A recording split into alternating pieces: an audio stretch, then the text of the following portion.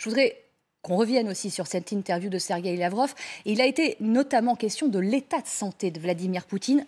On l'écoute et je vous interroge ensuite. Vous savez, le président Poutine apparaît en public tous les jours. Vous pouvez le voir sur les écrans, lire ses discours, écouter ses discours. Je ne pense pas que les personnes saines d'esprit puissent distinguer un quelconque symptôme de maladie chez cet homme. Alors la santé du président russe, ça vous fait beaucoup sourire. Comme sa vie privée sont des sujets tabous en Russie. Dans votre ouvrage, L'Engrenage, vous décrivez un homme de 70 ans qui aurait un cancer, atteint peut-être aussi de la maladie de Parkinson. Vous dites que c'est pour ça qu'il s'accroche beaucoup aux tables. Que vous inspirent les propos de Sergueï Lavrov sur l'état de santé? Ça nous fait sourire parce que, bon, bien évidemment, c'est un VRP de Poutine, c'est le représentant. Donc, du coup, il nous raconte que tout va bien, extraordinaire, vous voyez Poutine.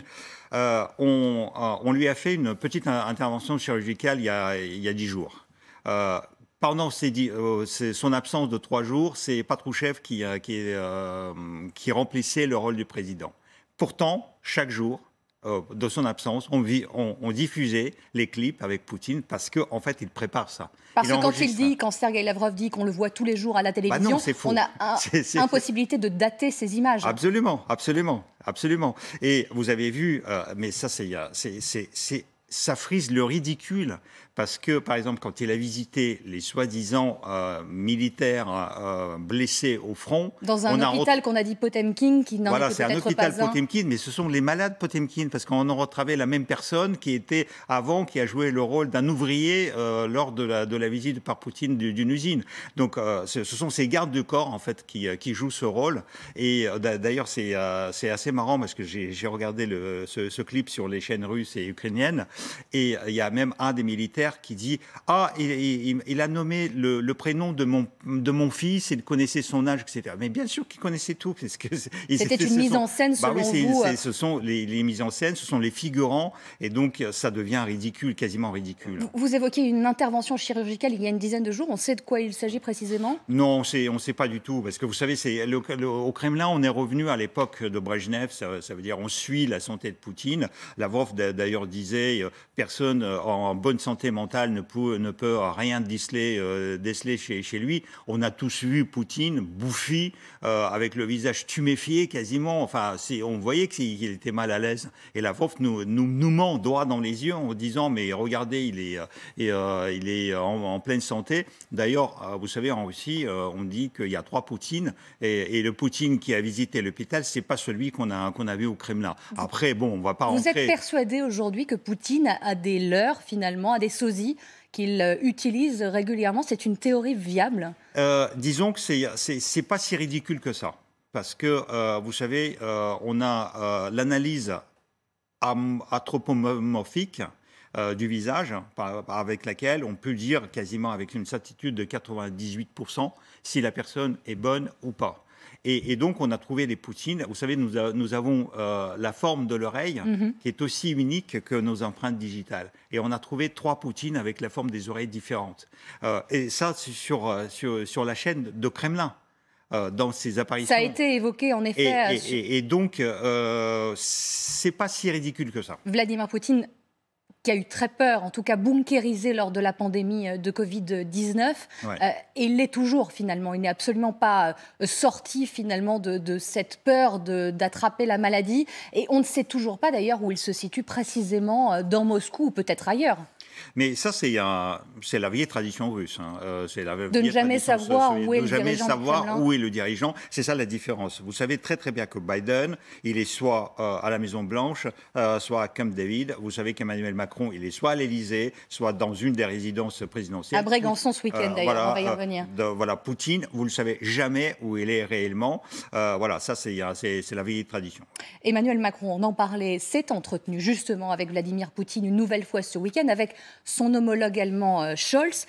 Est-ce que ça sert véritablement à quelque chose? Vous disiez, il y a quelques semaines, qu'Emmanuel Macron était la seule personne qui peut dire des choses à Poutine que son entourage ne lui dit plus. Mais les relations ont quand même changé, sachant qu'entre-temps, des diplomates français ont été expulsés et que donc la tension a redoublé finalement.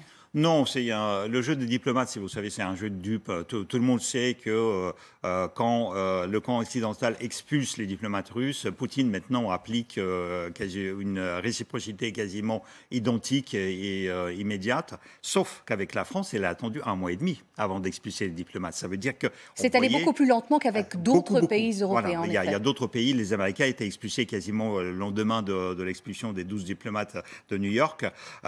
Et les Français, 1 mois et demi. Et on voyait que Poutine, il a presque respecté le camp de campagne présidentielle pour qu'on ne lui puisse pas lui reprocher qu'il s'est immiscé encore une fois dans cette campagne, même s'il était présent. La question est de savoir, est-ce que ça sert encore à quelque chose d'entretenir ces liens et ces relations? Dans votre livre, d'ailleurs, vous revenez sur les rencontres, sur la rencontre de février, ces coups de fil réguliers, où on découvre un Poutine extrêmement isolé, très peu au courant de ce qui se passe sur le terrain. Vous dites, les informations que j'ai provenant des sources russes le disent très isolé, entouré de personnes qui n'osent pas lui dire la vérité. Est-ce que cette vérité, Emmanuel Macron peut lui dire? Mais on voit qu'au fil des semaines, rien ne semble bouger. C'est une question assez délicate, d'ailleurs je l'ai mentionné dans mon interview au Figaro magazine, que Emmanuel Macron a été critiqué, surtout par les Polonais et par les Estoniens, qui eux sont quasiment disent ça ne sert absolument à rien, vous n'avez rien obtenu, Monsieur le Président, c'est les mots du Premier ministre polonais. Et critiqués, même plus, ils sont allés très loin dans la... Voilà, ils sont allés en disant il faut absolument avoir aucune relation avec Poutine, on ne parle pas avec les criminels de guerre. Voilà, et en réalité, si. Je crois que c'est important parce que vous avez vu, le 21, tout le monde a vu Naryshkin, son directeur des services de renseignement extérieur, bégayer publiquement et humilier devant tout le monde. Est-ce que vous croyez que cette personne va raconter à Poutine la vraie situation sur le front? Bien évidemment, non. Ces hommes lui mentent. Ils lui disent ce qu'il a envie d'entendre. Et d'ailleurs, c'est assez intéressant parce que on ne peut pas dire qu'ils sont mal informés. Vous savez, les services de renseignement fonctionnent très bien en Russie. Malgré tout ce qu'on raconte. Ils ont perdu en efficacité, ils ont perdu en professionnalisme, mais ils sont très très bien informés. En revanche, qu'est-ce qu'on va rapporter au Kremlin? Qu'est-ce qu'on va raconter à Vladimir Poutine? Et uniquement ce qu'il a envie d'entendre. Par rapport à ça, c'est lui-même qui s'est mis dans un piège. Et Emmanuel Macron, par rapport à ça, il garde encore la possibilité de lui dire « Mais Vladimir, tu es à côté de la plaque. » Mais sans aucun effet. Il lui a encore demandé, avec Olaf Scholz, un cessez-le-feu. Ce lundi, à Bruxelles, s'ouvre un Conseil européen que l'on peut qualifier de crucial, avec notamment sur la table un 6e paquet de sanctions et le fameux embargo sur le pétrole russe, pardonnez-moi. Est-ce que ces sanctions servent encore à quelque chose? Est-ce que ça a un effet, finalement, sur Vladimir Poutine et son action en Ukraine? Économiquement, très peu. Parce que finalement, le commerce continue, et nous savons très très bien que le commerce rapporte à la Russie quasiment 1 milliard par jour. Mais ces sanctions sont symboliques et de plus en plus font mal. Parce que si les sanctions ne faisaient pas mal, M. Lavrov ne les aurait pas mentionnées à chaque fois lorsqu'il est sur vos plateaux, lorsqu'il vous donne des interviews, ou il est ailleurs. Donc les sanctions font mal. Il l'évoque encore hier soir. Moi, je n'ai pas entendu parce que je n'ai pas écouté toute l'interview. On va l'entendre à 10h. Et on la réécoutera en effet à 10h sur notre antenne. Je suis persuadé qu'il a mentionné. Donc, vous voyez, l'analyse est bonne. Et s'il les mentionne, c'est que ça fait mal. La Russie est-elle en train de gagner ou de perdre cette guerre? D'ailleurs, conformément au changement de stratégie russe sur le terrain, Sergueï Lavrov, hier, n'évoque plus la tentative de conquérir Kiev, mais parle uniquement de libération des régions de l'Est du pays. Il y a un changement dans la sémantique.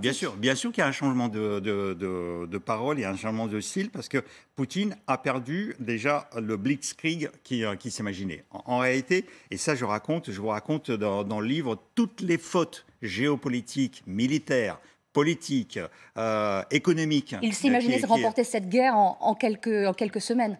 Voilà. Moins que ça même peut-être. Voilà. En réalité, Poutine, c'est quelqu'un qui est tourné dans le passé et je crois que l'Ukraine, il avait l'impression que l'Ukraine, c'est la même Ukraine que durant l'annexion de la Crimée en 2014. L'annexion de la Crimée, effectivement, ça s'est passé sans un seul tir. Parce que les Ukrainiens étaient surpris, ils étaient choqués par cette action, et ils n'avaient pas réagi du tout, et donc la Crimée est partie. Et Poutine était persuadé que ça se passerait exactement de la même manière et que dans les villes de Mariupol, à Kharkiv, à Tchernihiv, qui sont les villes frontalières avec la Russie où il y a beaucoup de russophones, les gens allaient sortir avec les fleurs, allaient l'accueillir en libérateur, etc., etc. Et rien ne s'est passé comme ils l'avaient imaginé. Non, c'est justement Mariupol et Kharkiv qui étaient les défenses et les gens, ces fameux russophones, ils se battaient contre l'agresseur. Sergueï Girnov, j'aimerais vous interroger sur la personnalité de Vladimir Poutine qui intrigue, qui fascine. Beaucoup en parlent sans l'avoir jamais vraiment rencontré, sans lui avoir parlé. Vous avez été un de ses collègues au KGB, vous l'avez rencontré, vous le dites, à 4 reprises. Est-ce qu'il vous a fait peur la première fois que vous l'avez rencontré ? Il m'a impressionné quand même, parce que moi j'étais un étudiant en 1980, ça se passait pendant les Jeux Olympiques de Moscou. Il était un interrogateur, ça s'est passé au siège du KGB à Lubyanka. Oui, vous étiez étudiant. Donc j'avais quoi ? J'avais 19 ans, 20 ans à l'époque. Lui, il a 9 ans de plus, il avait déjà 5 ans de service, donc il pensait qu'il m'impressionnait. Bon, après, il s'est trompé aussi un tout petit peu. Oui, parce que vous dites, à chaque fois que je l'ai eu devant moi, ouais. Vous avez des mots forts. Hein. J'avais un petit fonctionnaire, gris comme ses costumes, prêt à exécuter les ordres, mais sans charisme. Vous le qualifiez d'insignifiant, d'inexistant. Il est insignifiant et il est inexistant. Et d'ailleurs, même actuellement, regardez ce qui est en train de se passer. Il nous fait peur avec l'arme nucléaire. Ça veut dire que c'est quelqu'un qui... Ce sont des mots d'ailleurs qui vous ont été reprochés au début du déclenchement de la guerre. Mais bon... Mais qui se sont avérés... 3 jours après, il a mis en alerte maximale... Enfin, pas maximale, mais en alerte supérieure, les forces armées nucléaires de l'Union soviétique, enfin, j'allais dire de l'Union soviétique, de la Russie. Et donc, il essaie de nous faire peur, il essaie de faire chanter le monde entier. Le monde entier. Et vous savez, c'est un aveu de faiblesse. En réalité, il n'est pas fort du tout. Poutine, c'est un lâche et une personne qui n'est pas forte, qui vit dans un pays anachronique, tourné vers le passé. J'aimerais, parce que l'interview et le temps passent très vite, vous avez un chapitre qui m'a interpellée, qui s'appelle « Faut-il éliminer Poutine ?» La question peut surprendre, vous le dites, un proche pourrait l'éliminer. Un grand nombre de dictateurs, écrivez-vous, ont été détruits de l'intérieur. Vous pensez que ce scénario puisse un jour arriver ? Mais tout le monde le pense, c'est pas ma question. On m'a posé à plusieurs reprises la question. Même la plupart des gens qui ont commencé à regarder cette guerre en direct, ils se sont posé la question, mais qu'est-ce qu'on attend pour éliminer ce personnage qui fait chanter la terre entière ? Donc c'est une question tout à fait normale et effectivement, comme vous avez mentionné, dans les dictatures, la plupart du temps, ça se passe de l'intérieur. Après, je donne la possibilité quand même minime. Hein. C'est un homme très bien gardé, il choisit très très bien ses...